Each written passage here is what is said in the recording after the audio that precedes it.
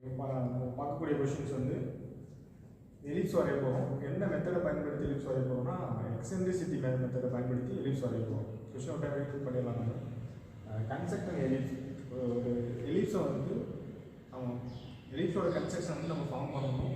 அது எப்படி சொல்கிறாங்க, இந்த டிஸ்டன்ஸ் ஆஃப் ஃபோக்கஸ், அதோடைய ஃபோக்கஸ் பாயிண்ட் வந்து எவ்வளோ டிஸ்டன்ஸில் இருக்குது ஃப்ரம் டைரக்ட்ரிஸில் இருந்து 60 mm தள்ளி இருக்குது அதோடைய ஃபோக்கஸ் பாயிண்ட். அப்படி இருக்கும்பொழுது நமக்கு 3/4 எக்ஸென்ட்ரிசிட்டியில் வந்து நம்ம கண்டிஷன் பிரகாரம் நம்ம என்ன பண்ணுறோம், எலிப்ஸ் வந்து ட்ரா பண்ண போகிறோம்.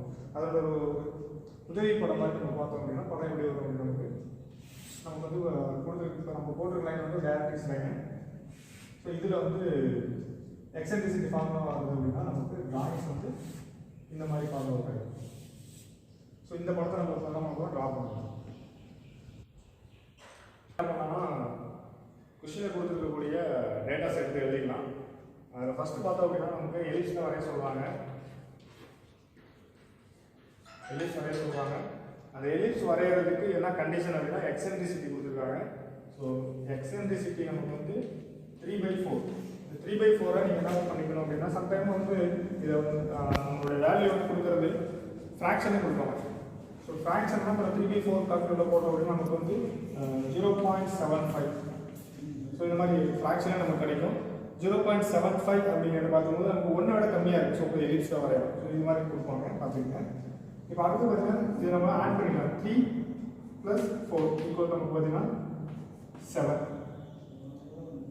இப்போ அடுத்து பார்த்தீங்கன்னா டைரக்ட்ரிஸ் வரை நமக்கு அளவு கொடுத்துருக்காங்க. டைரக்ட்ரிஸ் வந்து பார்த்தீங்கன்னா நமக்கு அளவு கொடுத்துருக்காங்க 60 mm கொடுத்துருக்காங்க.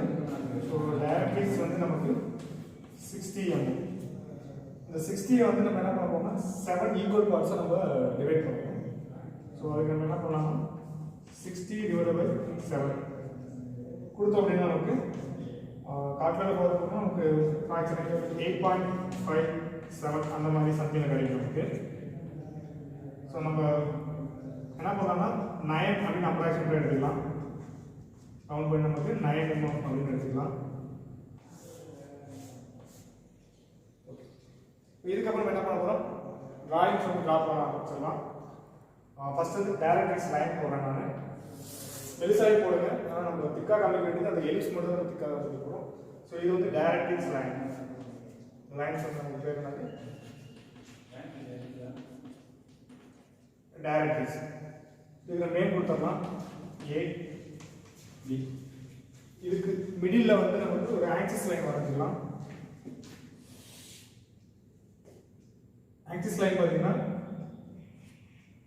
CD name. இது வந்து ஆக்சிஸ் லைன். ஸோ இப்போ இதில் தான் நம்ம வந்து அளவு கொடுத்துருக்காங்க. டைரக்ட்ரிக்ஸ் வந்து பார்த்தீங்கன்னா 60 mm ஆகும். இந்த டிஸ்டன்ஸ் அளவு கொடுத்துருக்காங்க 60 mm. ஸோ டைரக்ட்ரிக்ஸ்லேருந்து 60 mm 60 mm தள்ளி ஒரு பாயிண்ட் வைக்கிறேன். நான் இங்கேருந்து நான் என்ன பண்ணுறேன், ஒரு 60 mm தள்ளிட்டு ஒரு பாயிண்ட் வைக்கிறேன். அந்த பாயிண்டினுடைய பெயர் வந்து ஃபோக்கஸ். ஃபோக்கஸ் வர நான் F அப்படிங்கிற சிம்பிள் மட்டும் நான் கொடுத்துக்கிறேன். இந்த டிஸ்டன்ஸ் எனக்கு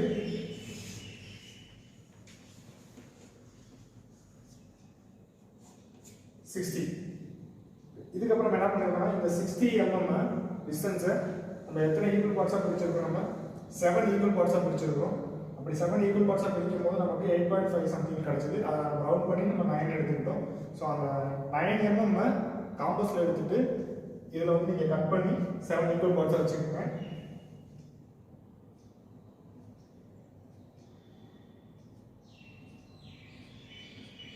இப்போ நான் வந்து என்ன பண்ணுவேன், 7 ஈக்குவல் பார்ட்ஸாக கட் பண்ணிட்டேன்.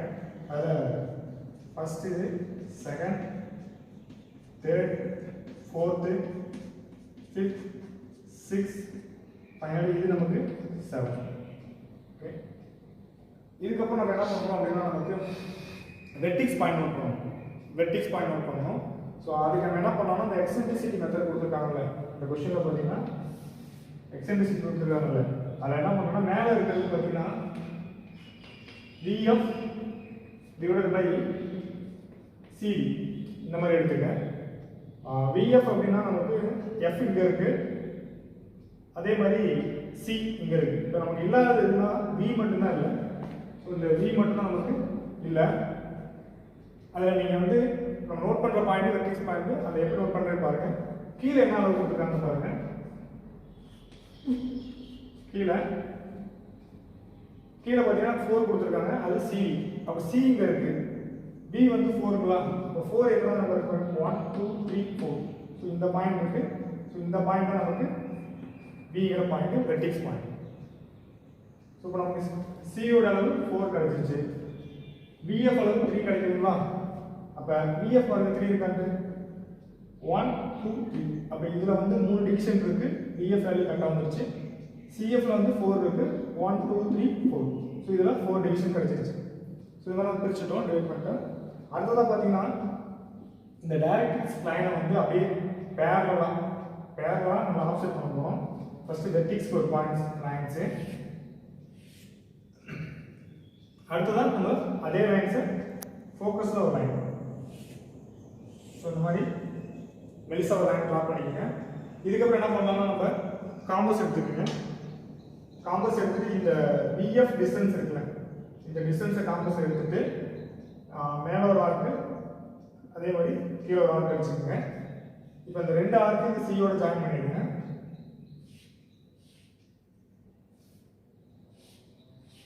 ஓகே, ஜாயின் பண்ணிட்டோம். அதை அப்படியே எக்ஸ்டெண்ட் பண்ணி விட்டுருலாம். அதே மாதிரி கீழே பண்ணியாச்சு. இப்போ நம்ம அடுத்தது என்ன பண்ணுறோம் அப்படின்னா, இந்த டைரக்ட்ரிக்ஸ் லைனை வந்து அப்படியே என்ன பண்ணுறோம், ஃபர்ஸ்ட் பிங்கிற வெர்டெக்ஸ் பாயிண்ட், இந்த பாயிண்ட் வச்சு நம்ம வெளியே போட்டிருக்கோம். அதே மாதிரி ஒவ்வொரு டிவிஷன், ஒரு டிவிஷனுடைய அளவு நமக்கு ரவுண்டாக நமக்கு 9 mm எடுத்துருக்கோம். இதே அளவை பயன்படுத்தி ஒரு 10 டிவிஷன் இங்கே பிரிச்சுக்குங்க. ஸோ ஃபர்ஸ்ட் என்ன பண்ண போகிறோம், நான் இதில் ஒரு டிவிஷன் எடுத்துட்டு ஆர்க் அடிச்சா ஆல்ரெடி 3 ஆர்க்ஸ் இருக்கு. ஸோ அது எஃப்க்கு அப்புறம் வெட்டிக்கிறேன் நான்.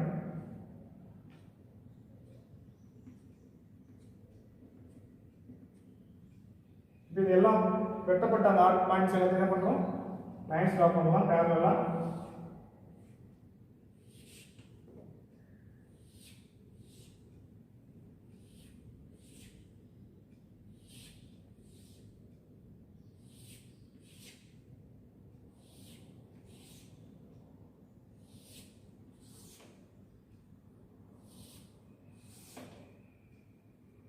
நம்ம என்ன பண்ணிருக்கோம், டைரக்ட்ரிக்ஸ் லைனை எடுத்து பிங்கிற வெர்டெக்ஸ் பாயிண்ட்ல இருந்து கண்டினியூஸா என்ன பண்ணிருக்கேன், பேரலா லைன் கொண்டு போயிருக்கிறேன்.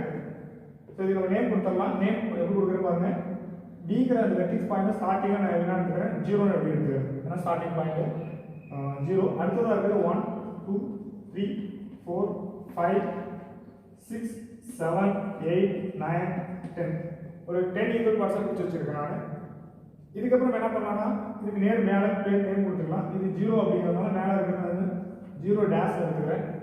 இது 1 டேஷ், 2 டேஷ், இது 3ங்கிறதுனால 3 dash, 4 dash, 5 dash, 6 dash, 7 8 dash, 9 dash, 10 dash. So confusion என்ன பண்ணியாச்சு, நம்ம 10 ஈக்குவல் டேஷில் மேலே வந்து டிவைட் பண்ணி காமிச்சிட்டோம்.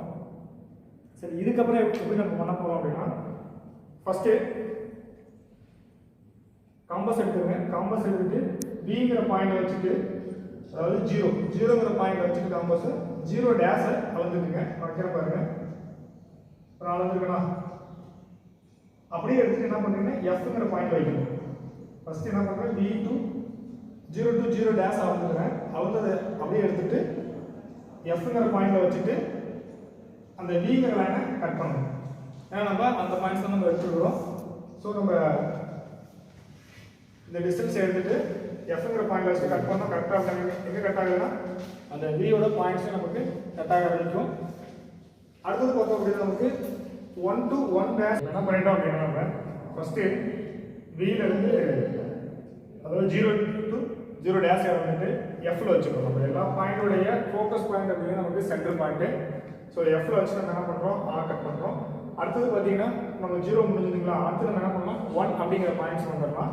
அதாவது 1ல இருந்து 1 டேஷ் வந்து எடுத்துக்கிறோம். 1ல இருந்து 1 டேஷ் எடுத்துட்டு எஃப்ங்கிற பாயிண்ட் வச்சுட்டு அந்த 1வது லைனை வந்து கட் பண்ணுறோம். ஆர்க்கு மேலே ஒரு ஆர்க்கு, அதே மாதிரி கீழே ஒரு ஆர்க்கு.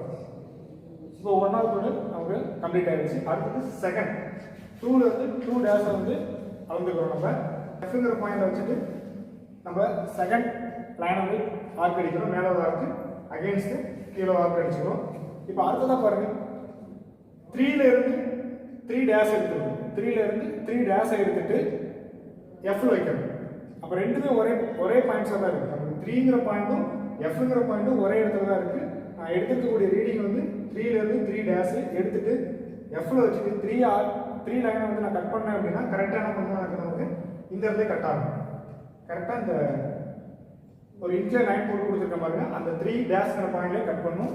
அதே மாதிரி நமக்கு என்ன பண்ணணும், கீழே கட் பண்ணாலும் கரெக்டாக இந்த இடத்துல கட் பண்ணணும். ஸோ இது ரொம்ப முக்கியமான பாயிண்ட்ஸ். இந்த மாதிரி தான் கட் ஆகணும். இப்படி கட் ஆனால் தான் நமக்கு வரையக்கூடிய டயக்ராம் வந்து கரெக்ட். இப்போ அடுத்தது பார்த்தீங்கன்னா 4 to 4 டேஷை எடுத்துட்டு எஃப்ல வச்சுக்கலாம். எஃப்ல வச்சுட்டு 4th லைனை கட் பண்ணுறோம். அதே மாதிரி கீழே அடுத்தது பாருங்க 5 to 5 டேஷ் வந்துக்கிறோம். எஃப்ல வைக்கிறோம். 5ஓட கட் பண்ணுறோம். அப்படியே கண்டினியூஸாக என்ன பண்ணுறோம், ஒவ்வொரு லைனோட அளவை எடுத்துட்டு நம்ம எல்லாத்தையும் கட் பண்ணி வச்சுக்கலாம். பாஸ் பண்ணிக்கலாம். நம்ம என்ன பண்ணுறோம், இது மாதிரி எடுத்துருக்க டிவிஷன் எல்லாத்தையும் நம்ம ஒவ்வொரு அளவை நம்ம என்ன பண்ணுறோம் எடுத்துகிட்டு காம்பஸில் எடுத்துகிட்டு நம்ம எஃப்ல வச்சு கட் பண்ணிகிட்டே வரோம். இப்படி கட் பண்ணிட்டே வரும்போது இப்போ எனக்கு எக்ஸ்ட்ரா வந்து டிவிஷன் தேவைப்படுது. அதனால் நான் என்ன பண்ணுறேன், எக்ஸ்டெண்ட் பண்ணிக்கிட்டேன். இப்போ 10 அடுத்தது பார்த்தீங்கன்னா நமக்கு 11 12 13 14 9 வந்து நான் ஈக்குவல் பார்ட்ஸாக வந்து என்ன பண்ணியிருக்கேன், டிவைட் பண்ணி வச்சுருக்கேன். இப்போ நான் என்ன பண்ண போகிறேன்னா, இப்போ நான் வந்து 11 வந்து வெட்டியிருக்கேன் கரெக்டுங்களா. 11 வந்து ஆர் கட் பண்ணியிருக்கேன். இப்போ நான் 12 இந்த டிஸ்டன்ஸ் எடுத்துக்கிறேன். ஸோ இந்த டிஸ்டன்ஸ் எடுத்துகிட்டு நான் என்ன பண்ணுறேன்னா, இப்போ நான் வந்து எஃப்ங்கிற பாயிண்ட் வச்சு தான் கட் பண்ணேன் அப்படின்னா எஃப்ங்கிற பாயிண்ட் வச்சு கட் பண்ணுறேன். கரெக்டாக பாருங்கள், எனக்கு இந்த 12லே கட் ஆகுது தெரியுங்களா. 12லே கட் ஆகுது. ஸோ இந்த மாதிரி 12ல் அந்த கரெக்டாக இந்த பாயிண்ட்ஸே கட் ஆகணும். கட் ஆகாமல் ஒரு வேளை அது பின்புறமாவோ முன்புறமாவோ கட் ஆச்சு அப்படின்னா, எப்படின்னா இந்த மாதிரி கட் ஆச்சு அப்படின்னா நீங்கள் வரைஞ்சிருக்க அந்த எலிப்ஸ் டயக்ராம் தவறானது. சார் நமக்கு வந்து 12 தான் கட் ஆகுமா, 10 கட் ஆகக்கூடாது, 13 கட் ஆகக்கூடாது. கட் ஆகும், எங்கே கட் ஆனாலுமே கரெக்டாக அந்த பாயிண்ட்ஸை கட் பண்ணணும். இதுதான் கான்செப்ட். சரி, இதுக்கப்புறம் என்ன பண்ணலாம்னா அந்த ஒவ்வொரு பாயிண்ட்ஸுக்கு நேம் கொடுத்துடலாம். நேம் கொடுக்கும்போது பாருங்கள், இது நமக்கு 0 தானே ஸ்டார்டிங் பாயிண்ட். ஸோ P0 எடுத்துக்கலாம். நமக்கு அடுத்த லைன் ஃபர்ஸ்ட் கோட் முடிஞ்சது. அடுத்து செகண்ட் கோடில் மேலே இருக்கிற பாயிண்ட்ஸு P1. அப்படியே ஆப்போசிட் கீழே இருக்கிறது பாருங்க, இது P1 டேஷ். அடுத்தது பாருங்க, இது 2 தானே. அப்போ இந்த பாயிண்ட்ஸ் நமக்கு P2. கீழே இருக்கிறது P2 டேஷ். அடுத்தது P3 டேஷ். இப்படி கண்டினியூஸாக நம்ம என்ன பண்ணுறோம், 12 வரையும் கொடுத்துக்கலாம். புரிஞ்சியா? நம்ம என்ன பண்ண போறோம்னா, எல்லா பாயிண்ட்ஸ் நம்ம நோட் பண்ணிட்டோம். P0ல இருந்து P12 வரைக்கும் நம்ம பாயிண்ட்ஸ் நோட் பண்ணிட்டோம். இப்போ அடுத்த நம்ம என்ன பண்ணோம்னா, இந்த எல்லா பாயிண்ட்ஸையும் நம்ம ஆக்கிரமிச்சிருக்க எல்லா பாயிண்ட்ஸும் P0ல இருந்து P1 P2 அதே மாதிரி P12 வரைக்கும் போகும். மறுபடியும் இங்கிட்டு P11 டேஷ், அடுத்து பார்த்தீங்கன்னா 10 டேஷ், 9 டேஷ், 8 டேஷ் இருக்கு. ஸோ எல்லா பாயிண்ட்ஸையும் நம்ம என்ன பண்ணுறோம், கண்டினியூஸாக அப்படியே நம்ம ஜாயின் பண்ணிட்டே வந்தால் நமக்கு வந்து ஒரு எலிப்ஸ் ஃபார்மேட்டில் கிடச்சிரும்.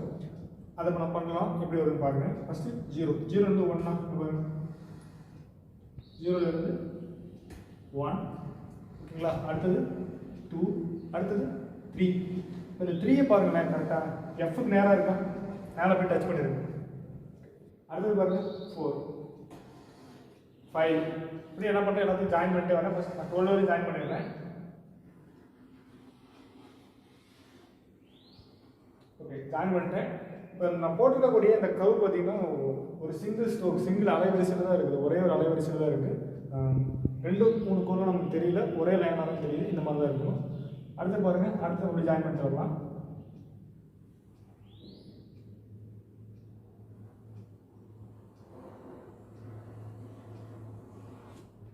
இதுலேயும் பார்த்தீங்கன்னா எஃப்க்கு நேர் இந்த 3யும் டச் பண்ணியிருக்கு, மேலேயும் டச் பண்ணியிருக்கு.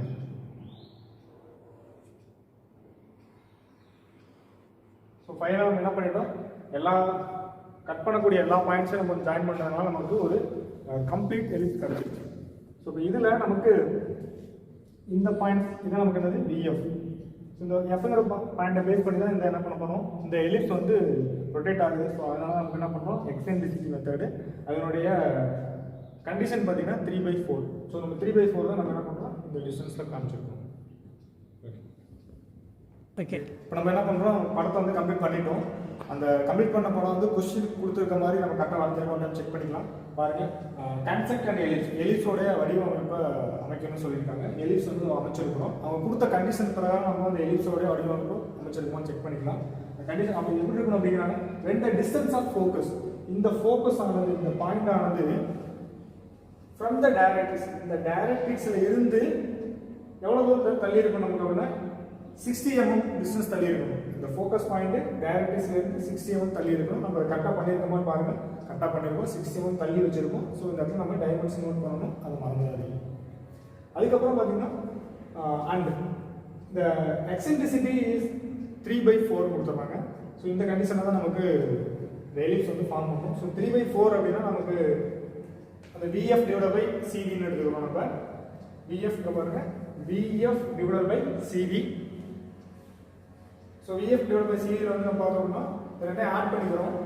ஆட் பண்ணால் நமக்கு 7 கிடைக்குது. டிஸ்டன்ஸ் பார்த்தீங்கன்னா 60 mm. 60 mm வந்து என்ன பண்ணுறோம், நம்ம 7 கிடைச்சி பார்த்தீங்களா, இதால் என்ன பண்ணியிருக்கோம், நம்ம டிவைட் பண்ணியிருக்கோம். டிவைட் பண்ணால் நமக்கு 8.5 கிடைக்குது. ஸோ அந்த 8.5 ரவுண்ட் பண்ணால் நமக்கு 9 எடுத்துக்கிறோம். ஸோ 9 mm எடுத்து என்ன பண்ணுறோம், இதில் 7 ஈக்குவல் பார்ட்ஸாக நம்ம கட் பண்ணிடுறோம். கட் பண்ணதுக்கு அப்புறமேலு இந்த விங்கிற பாயிண்ட்ஸ் நோட் பண்ணுறோம். இப்படி பார்த்தோம்னா நமக்கு பாருங்க VF வந்து 3 இருக்கணும். ஸோ VF 3 இருக்கணும். அதில் 3 பாயிண்ட்ஸ் இருக்கா பாருங்க. இது 0, இது 1, 2, 3 இருக்கு. அடுத்தது CVல 4 பாயிண்ட்ஸ் இருக்கணும். C இங்க இருக்கு. அப்போ இங்க இருந்து கவுண்ட் பண்ணீங்கன்னா 0, ஃபர்ஸ்ட் இது 0, அடுத்தது 1, 2, 3, 4. கரெக்டாக 4வது பாயிண்ட் B இருக்கு. ஸோ இந்த கண்டிஷன் நமக்கு எலிப்ஸ் வந்து வரைஞ்சாச்சு. இது வந்து என்ன மெத்தட், நமக்கு எக்ஸென்ட்ரிசிட்டி மெத்தட். எக்ஸென்ட்ரிசிட்டி 3/4ல எலிப்ஸ் வந்து வரைஞ்சிருக்கும்.